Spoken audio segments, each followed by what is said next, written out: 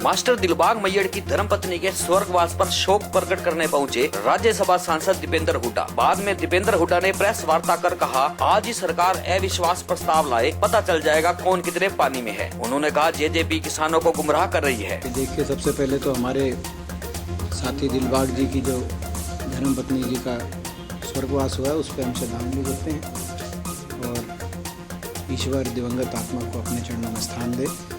हम सब साथ हैं, हमारा एक परिवार है।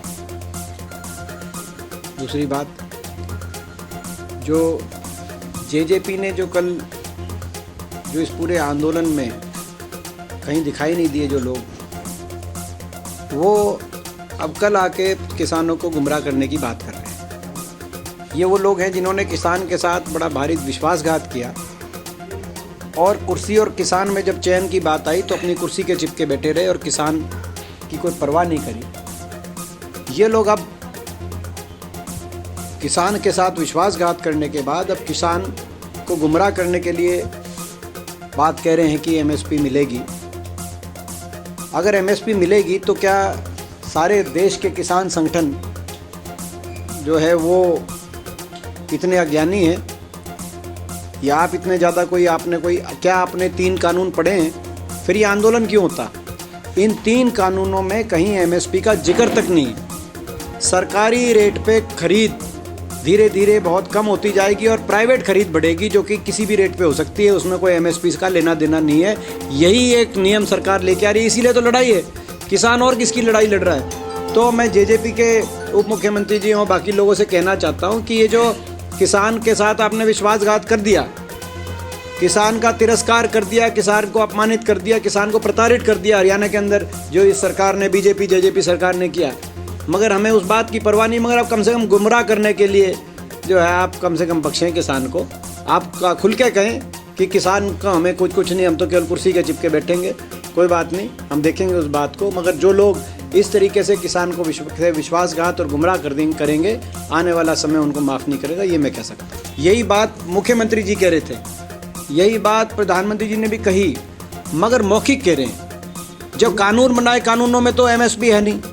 3 कानूनों में निजी खरीद में बड़े औद्योगिक घरानों के माध्यम से जो खरीद होने जा रही है उसमें कोई सरकारी रेट पे कोई बाध्यता नहीं है। वो खरीद कितने ही भाव पे हो सकती है और वो कितने पे खरीद सकते हैं, कितने पे बेच सकते हैं, उनको पूरी आज़ादी है और कितनी जमा कर सकते हैं। तो ये कानून बने देश में।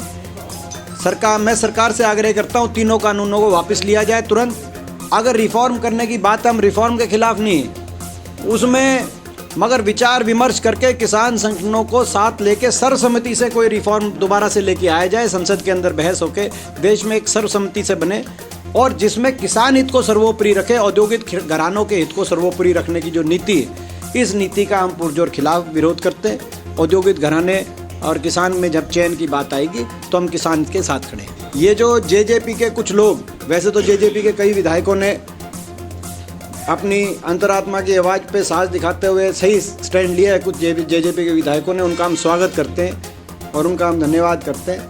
मगर जेजेपी के नेता जो ये भाषा बोल रहे हैं और बाकी कुछ अपना जो अगर इसमें हो, ताकि अविश्वास प्रस्ताव विधानसभा में जब आएगा तब ये बात स्पष्ट हो जाएगी कि कौन दोगला है, कौन कुर्सी के साथ है, कौन किसान के साथ है। वहाँ पे जो है आज ये सरकार जनता का विश्वास खो चुकी है, जैसे आपने बड़ौदा चुनाव में देखा, और अब बहुत तेज़ी से अपनी विधानसभा का भी ये विश्वास खोते जा रहे हैं। जैसे आपने देखा निर्दलीय विधायकों ने भी समर्थन वापस लिया है। तो हमारी मांग है गवर्नर माननीय राज्यपाल से तुरंत अविश्वास प्रस्ताव के लिए स्पेशल सेशन बुलाया जाए। हरियाणा एक छोटी सी प्रदेश है, छोटी विधानसभा है, 90 विधायक हैं विधानसभा में, तो 90 विधायक आपस में सारे ही संपर्क में होते हैं। आप जो है अगर किसी जो है किसी जगह किसी सभा में 90 आदमी हों तो आपस में जानते ही हैं, छोटा प्रदेश है, तो हम सारे आपस में संपर्क में हैं। और हाँ, जहाँ तक राजनीतिक संपर्क है और उसमें कहाँ तक क्या है वो तो मैं कोई आपके थोड़ी मीडिया के माध्यम से कोई थोड़ी है वो जो तो बताने की बात आएगी। हम तो कह रहे हैं कि आज ही सरकार अगर वो कराए अविश्वास प्रस्ताव, पता चल जाए कौन कितने पानी में।